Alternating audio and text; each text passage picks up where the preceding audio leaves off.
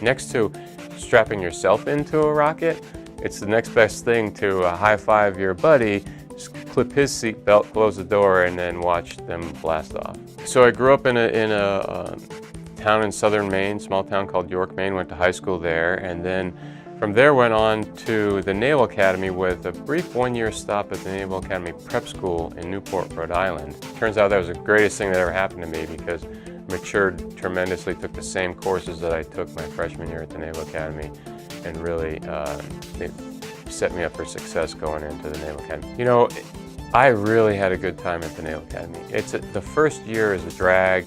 Rigorous academics, but piled on top of that, you have to know all this military knowledge. You have to run around and call everybody sir. But there's so many funny stories that come out of it, and my best friends that I have in life today are from that year. I'd been in the SEAL teams for about 4 years. Around the same time, I met Bill Shepard, who was an astronaut here, Navy SEAL, became an astronaut, was the commander of the first space station crew.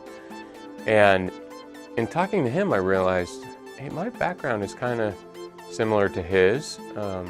Maybe I could try to become an astronaut also, and realized that he went to MIT in the ocean engineering department, and maybe I could pursue something similar. Well, I was driving underwater vehicles in the SEAL teams, and just so happened one of the professors in the ocean engineering department at MIT, his name is John Leonard, was studying underwater vehicle navigation, and that's what I was. I was a navigator of an underwater vehicle in the SEAL team. So it seemed to me like to make perfect sense, and the stars were aligning. I came in the class of 2004. Those first couple of years are an astronaut candidate, not really eligible to be assigned to anything, but just learning the ropes of how to be an astronaut. Came out of that program 2006, spent a couple years doing various jobs. I supported Expedition 15, I think it was, and worked as Capcom for a while before I was assigned to be part of the crew of STS-127. We launched in the summer of 2009, so back up about a year and a half from that is when we began training here, all here in Houston. Our main role was to bring up exposed facility that's outside on the Japanese portion of the space station, along with some batteries for the Port 6 solar array.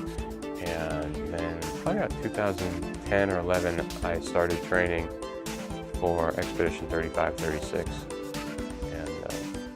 And much longer training process, 2.5 years, mostly because half your time's in Russia or some other country, Japan or Germany, and Russian language is a huge part of that training, so we spent a lot of time in the classroom one-on-one with the instructor, and then ultimately launched from Baikonur.